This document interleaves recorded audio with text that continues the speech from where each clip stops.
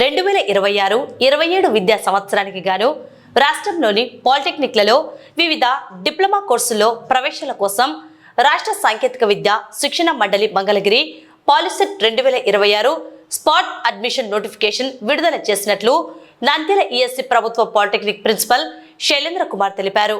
నంద్యాల ప్రభుత్వ కళాశాలలో వివిధ డిప్లొమా కోర్సుల్లో 15 ఖాళీ సీట్లు ఉన్నాయని, వీటి భర్తీకి ఆగస్టు 5వ తేదీ 2026న నిబంధనల ప్రకారం రిజర్వేషన్లు పాటిస్తూ స్పాట్ కౌన్సిలింగ్ నిర్వహిస్తున్నట్లు పేర్కొన్నారు. వాటి పూర్తి వివరాలను ప్రిన్సిపల్ వివరించారు. 2026-27 విద్యా సంవత్సరంలో పాలిటెక్నిక్ అడ్మిషన్స్ కొరకు ఇంతవరకు ఫేజ్ 1 మరియు ఫేజ్ 2 అడ్మిషన్ ప్రాసెస్ కంప్లీట్ అయింది. ఈ ప్రాసెస్ కంప్లీట్ అయిన తర్వాత మిగిలిన సీట్లకు స్పాట్ అడ్మిషన్ నోటిఫికేషన్ ఇటీవలే విడుదల చేశారు. రాష్ట్రంలోని అన్ని పాలిటెక్నిక్ కళాశాలల్లో ఆగస్టు 5వ తారీఖున స్పాట్ అడ్మిషన్ జరుగుతుంది. మన నంద్యాల పాలిటెక్నిక్ కాలేజీలో మిగిలినటువంటి 15 సీట్ల కోసం స్పాట్ అడ్మిషన్ 5వ తారీఖున నిర్వహించడం జరుగుతుంది.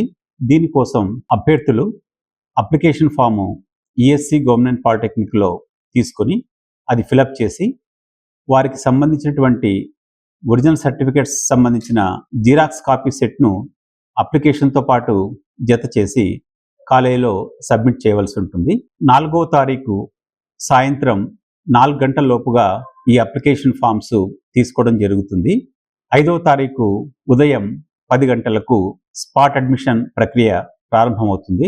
ఈ స్పాట్ అడ్మిషన్లో ఎవరైతే పాలిటెక్నిక్ ఎంట్రన్స్ రాసి ర్యాంకు పొంది వేరే ఇతర కళాశాలలో చేరకుండా ఉన్న వాళ్లకు ప్రాధాన్యత ఇవ్వడం జరుగుతుంది. వారిని వేకెన్సీ సీట్స్లో అడ్జస్ట్ చేయడం జరుగుతుంది. కేటగిరీ వైజ్గా కూడా చూసి ఎస్సీ, ఎస్టీ, బీసీ, ఈబీసీ ఈ కేటగిరీస్ ప్రకారంగా మొదటగా పాలిటెక్నిక్ ఎంట్రన్స్లో ర్యాంకు సాధించిన వారికి సీట్లు కేటాయించడం జరుగుతుంది. దాని తర్వాత ఇంకా సీట్లు మిగిలితే పాలిటెక్నిక్ ఎంట్రన్స్ రాయకపోయిన వారికి 10th క్లాస్ మార్క్స్ ఆధారంగా మిగిలిన సీట్స్ కేటాయించడం జరుగుతుంది. ఒకవేళ అభ్యర్థులకు సీటు కేటాయించినటువంటి రోజున అంటే 5వ తారీఖున ఒకవేళ వాళ్ళకి సీట్ వచ్చిందంటే వెంటనే ఫీజు అంతా కంప్లీట్గా చెల్లించవలసి ఉంటుంది. వారికి ఎలాంటి స్కాలర్షిప్స్ తర్వాత రీయింబర్స్మెంట్ ఫెసిలిటీ ఉండదు. టోటల్ అమౌంట్ ఫీజు తక్షణమే చెల్లించవలసి ఉంటుంది.